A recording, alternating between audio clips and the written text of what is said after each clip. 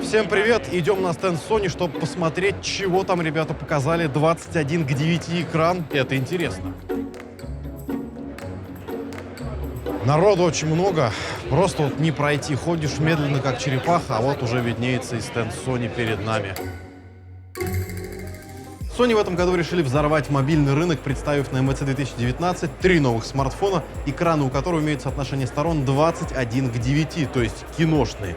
Есть еще вот такой Xperia L3, он бюджетный, он пластиковый, честно сказать, совсем неинтересный, поэтому про него мы сегодня говорить не будем. А будем говорить в основном про Xperia 10 и 10 Plus. Но у нас есть Xperia 1. Они опять переименовали всю линейку.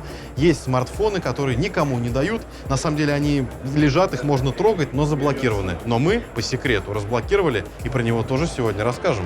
По слухам, цена на десятку и на 10 Plus будет в районе 25-30 тысяч рублей в России. И для такого устройства это реально нормальные деньги, потому что получить на руки вот такой кинотеатроподобный телефон, это прикольно, потому что 21:9 это как раз формат кинотеатров. И если вы включите любой фильм, который снят в новом формате, будет выглядеть он именно вот так, как сейчас, без всяких там полосок. По-моему, такое будущее — это хорошо, нравится. И сейчас рынок разделился на две части. Либо экраны станут сильно вытянутыми, либо больше квадратными, как в раскладных смартфонах. Что будет, пока непонятно. У Xperia 10 экран 6-дюймовый, на большом это 6,5, разрешение Full HD+, а матрица IPS. Лично для меня это большой плюс, потому что, не люблю я AMOLED, больше всего привык к IPS.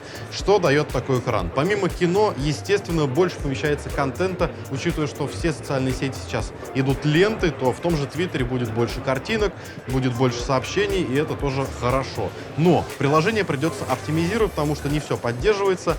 На старте есть Asphalt, есть Angry Birds и Fortnite, которые поддерживают такой экран, а все остальное уж как поступят разработчики. Самое классное, что нет челки, выреза в экране.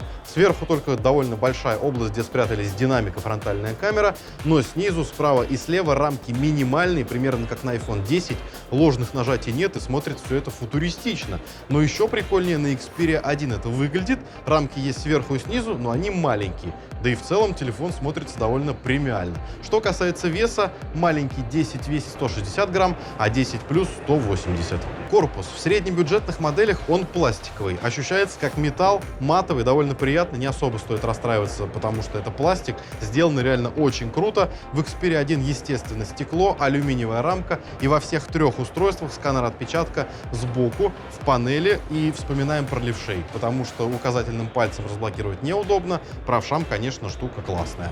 Расположение остальных элементов на корпусе. Выше сканера находится кнопка включения, ниже клавиши громкости. Сразу скажу, что это неудобно. Ни правой рукой, ни левой, особенно настраивать громкость. В Xperia 1 еще имеется кнопка включения камеры. Переходим на левую сторону. Здесь слоты для microSD и сим-карты. В плюсе обещается не гибридный слот для двух симок и microSD, хотя конкретно в этой версии одна симка и одна карточка. В обычной десятке слот гибридный, в Xperia 1 он тоже гибридный. Сверху находится мини-джек, поддержка качественного звука, снизу Type-C, динамик и микрофон, стилизованный под динамик. Еще одно отличие — это камеры. В Xperia 10 используются две на 13,5 мегапикселей, второй глазок для замера глубины. В старшей версии это уже 12,8 мегапикселей, есть оптический двукратный зум, плюс оба смартфона умеют писать 4К видео с частотой кадров 30 в соотношении 21:9. Это прикольная фича такая у них имеется. И фронтальная камера на 8 мегапикселей и там, и там. И в целом эти камеры снимают на самом деле среднее. Ожидалось, потому что средний бюджет, средние камеры. А вот в Xperia 1 их уже 3, но смысла о них говорить нет, потому что это полурабочий смартфон, поснимать ничего нельзя, половина приложений не работают, и мы будем делать на него отдельный большой обзор, если, конечно, российская Sony нам его вовремя даст, а не как обычно на 3 месяца затянет, да? Железки теперь. Поговорим сначала про Xperia 10. Младший имеет Snapdragon 630, 3 гигабайта оперативной памяти, 64 встроенной и батарейку на 2870 мАч.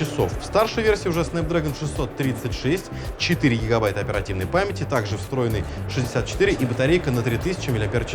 И там есть NFC и работает под управлением Android Pie. Естественно, кнопочку, как на Pixel, мы видели, но вот эти два смартфона работают, честно сказать, не очень шустро.